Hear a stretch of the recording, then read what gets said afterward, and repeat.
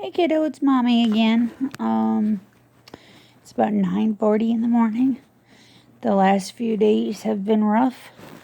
We ended up, let's see, we've been going all week this week it seems.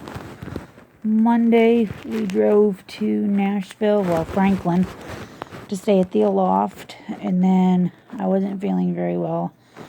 I wasn't feeling well at all this last weekend. I was having some tummy problems, so I didn't even know we'd be able to use the pool this time around, but you were patient with me and not forceful about going to the pool, and lo and behold, my tummy held up long enough so you could do the pool.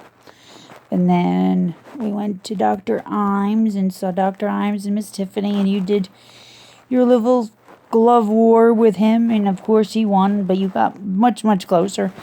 You got all the tips of your fingers kind of out of the glove, though. It was cute. And then we drove back to the hotel, and I think, let's see, I don't think we got anything really out to eat that day. I think you might have gotten something from Burger King. I think we might have got Burger King that night. It took a little while at Vanderbilt because I had to get a shot done when we were there, so I had to wait till after 4, I think it was, when they were able to schedule me an appointment to actually get my shot done. But that gives me 3 or 4 more months with no more problems with lady issues, which is always nice. My hair seems to be growing back. Although it's interesting, if you look, my gray hairs, they come in patches, like right here. Like, that's probably growing a lot faster than, say, like, right here, because gray hair grows, or seems to grow faster. So yeah, after we got my shot, we ended up going and,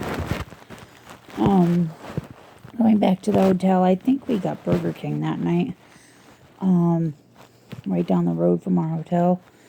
And then we ended up going to the pool at one point that night.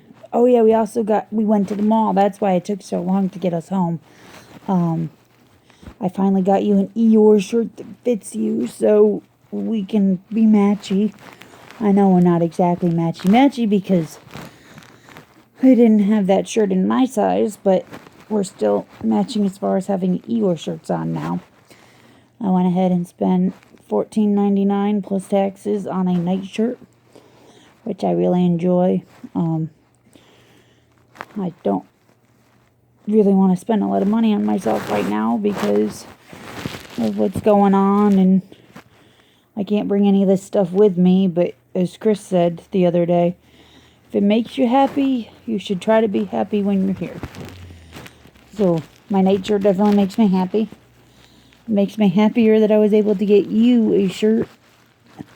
It's an extra small and adult because I didn't want to get you a large shirt, a 10, 12, and kids, and then here in a few months it'd be too small for you, so I figured an extra small and adult would give you some extra time that you can wear it without having us to have to get rid of it. And then I got another shirt, another Eeyore shirt that they had out for sale. It was a brand new one that they had out for sale, so I got that, but they didn't have my size either, so I went ahead and got a 3XL because I figured even if it's big when we're out, who cares?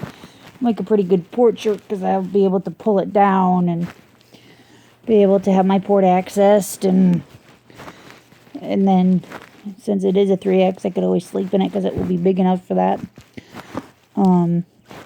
I was way to Dr. Imes' office, and I'm 122.9 now. Up until the weekend before Dr. Imes, I thought I had been doing really good as far as at least maintaining my weight, if not gaining more, because I actually have a good appetite now. And at some point, if you feel guilty about the cancer meds, don't. This was my decision, not yours. I just wanted your input on it because I was curious, since you are one of the people that are taking the most care of me. I wanted your opinion on it, but this was fully my decision. No matter what you said, I was going to make this decision anyway.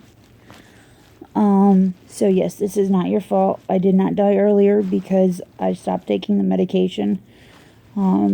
It just is what it is. I'd much rather be well for you than in bed, running back and forth to the bathroom with my stomach in knots and absolutely miserable and asleep and dehydrated and just all around feeling crummy. So yeah, so far this is a pretty good decision in my opinion. I know that it's probably going to speed up the timetable, but like I said, I'd rather have well time with you than dependent time with you, which means that I was dependent on you for food and water and drink, and depending on the day, possibly even helping me to the bathroom, which I know you don't mind doing, but I'd much rather have quality mommy time with you than quantity crummy time with you. So yeah, that's that. Let's see. So Monday and Tuesday we were in Franklin Aloft, and then Wednesday afternoon we left. We came home. Ellie accessed me. The cleaning lady came for 2 hours, and then we hopped in the car, or in the van, since I have a minivan, and we went ahead and went out to Decatur Enterprise and rented a car through them. We drove to DeKalb County, picked up Richie and Grandma. Richie has tested positive for COVID-19. I am thinking it is a possible false positive based on the fact that he goes nowhere, but as we both know, Baba does not like wearing masks like he should, so it's very well possible that Baba brought it in to the household and then Richie got it. But Richie's cough actually sounded a lot better than he has in at least the last 10 years. So I don't understand why COVID would make him better to then make him really, really sick. That's another reason why I believe it could be a false positive. I informed my doctors. Dr. Imes told me that he wants me to get tested on Saturday, which is today. I called the testing place. I'm going to be going there here in a little while. I'm going to go wake you up.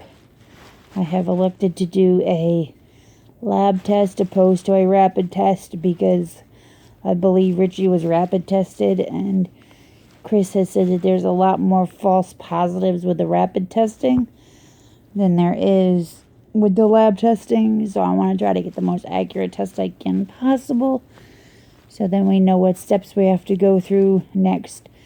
Dr. Imes said that if I do test positive, there's some kind of an infusion I can get that will hopefully ward off hospitalization, which is good because I really don't want to be in the hospital. COVID deaths are scary in my opinion.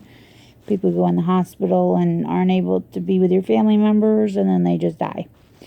So far, Richie seems to be getting better. We brought him to the emergency room for a skin infection. And other problems. I guess Grandma said that he wasn't eating, and he wasn't peeing properly, so he needed to go. I'm hoping. We talked to him yesterday, and he still seemed a little bit confused about things, but that could have just been because of sleep patterns in the hospital. It gets quite confusing when you don't feel well. And if he was dehydrated, the rehydration process can be slow depending on where you are. So, I'm hoping. I did ask him if they were helping his skin condition, and they said yes, or he said yes. I've texted Grandma a few times about Richie. She hasn't been messaging me back about him. So I don't know what the nurse and doctor are actually saying. But I hope that it ends up okay for him. I'm really hoping that he does not end up with truly COVID-19, because with his weight and his other medical problems, I unfortunately do not think it's going to be a very happy hospital stay and a happy exit of the hospital. So yeah, that worries me a little bit, but right now I'm more worried that if it is a true COVID-19 diagnosis, that I could possibly have it. So we've been staying to ourselves since we found out. I did have to run to Walgreens to get a prescription for my cough medicine. That was not an option. We were both masked, and that was done the day after, so I don't think my viral load was even high enough to test positive and or infect other people, because it takes a little while for the cells and everything to multiply and actually become an infection opposed to just normalcy. So I figured that next morning it was haphazardly safe to do a couple of things before we locked ourselves in. We went ahead and returned the Enterprise car that day. I went to Walgreens. We stopped at Walmart and got a couple little groceries. We got fish. You like fish now? I like fish. It's yummy. We buy the Gordon's battered fillets. They have like this much batter and like this much fish, which I like. So it's not to the point that it's like all fish every bite. Ugh. So I had 2 pieces of that yesterday, made into a sandwich. You had a piece of that made into a sandwich with a bunch of tater tots next to it. You did pretty good on yours. I think you ate about half of yours, which wasn't bad. And then you had a bite or two of mine when I was eating mine. Charlie was at Chris's house when we went to Franklin this time. So we got him back yesterday, which was pretty awesome. We got our buddy back. He's currently sleeping in the bedroom with you. It's almost 10 o'clock, so I'm going to have to get you up so we can go get in line for a test. When I called this urgent care place that Chris suggested, because they do the lab test and the rapid test, I called them and they said that yes, they do both. And I said, well, as a patient, am I allowed to specify which one I want? Or is it just what the doctor feels is best? And she said, no, as a patient, you can pick your test there, which is good. I want the lab test, not the rapid test. Even if we have to stay locked up for a couple extra days when the results come back, I feel as though it's a more accurate test. So yeah, there's still so many unknowns about COVID-19 right now.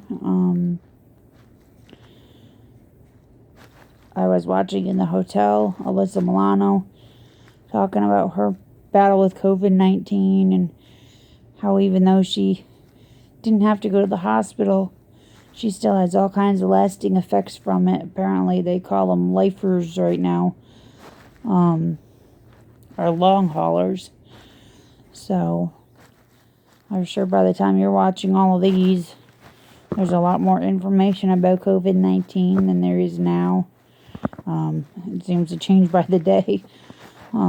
So yeah, I think starting Monday, you're going to start school again. You're not going to be in person, of course. You're going to be on the tablet. So here any day now, your tablet's going to start beeping and buzzing and getting all kinds of new assignments on it. And we'll start weed whacking through those assignments, which will be good. I was not able to view your report card around Christmas time because I couldn't remember how to do it. So once school starts back up, I will email your teacher and get the information. I know that all the progress reports and everything, you've been like in the A category, so I don't think you had a B in anything. So once I get to look at your report card again, I'll go ahead and give an update about that too. Let's see, what else? We did not stay up to watch the ball drop in Alabama, but I did record it. And we did watch the one drop in New York live on the Roku player in my room. So yesterday night, which was the first, we went ahead and watched the New Orleans ball drop, which is the southeastern ball, which it wasn't even a ball. It was a fleur-de-lis about this big on the TV. So that was a little uneventful. We also rewatched the New York one because the New York one dropped at 11 o'clock our time. And you were like, what happened to the ball? I want to see the one with the ball. And thank goodness I had started the recording when I did, because we got an hour and I think it was 34 minutes of it. So you got from about 11:30 New York time through midnight, and then the special for the Southeast started again. So yeah, that was nice. We did the cheese and chips and sat on the bed and drank water, and Charlie had some cheese and chips too. So yeah, I'm still tired from last night because I guess I didn't sleep very well. We were up late last night.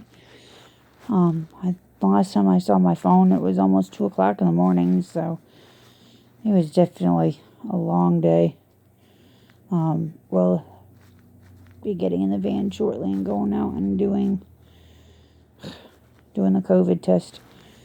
Right now, the COVID tests are so uncomfortable. They shove the thing all the way up your nose, into the back of your throat. I guess they're trying to check to see if you've got a brain back there, because it certainly feels like it makes you cry, makes you want to swear.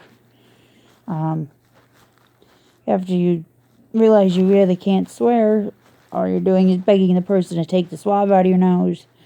I had, I think, 3 tests done for COVID. I know it was 2 that I actually got swabbed for at Vanderbilt, and then they had another one, I think they said, with the biopsy, to see if there was actually COVID cells in the lung themselves. And then back when the pandemic first started in like March or April of 2020, I had some of the symptoms, so I messaged Dr. Imes, and he said, yeah, go ahead and go get yourself tested.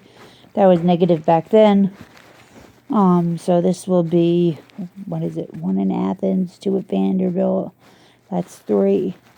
So this will be my 4th actual COVID test since all this started, close to a year ago now. So yeah, that should be interesting. Always fun to get your brain swabbed. I love you, honey. I will talk to you again later. Mwah.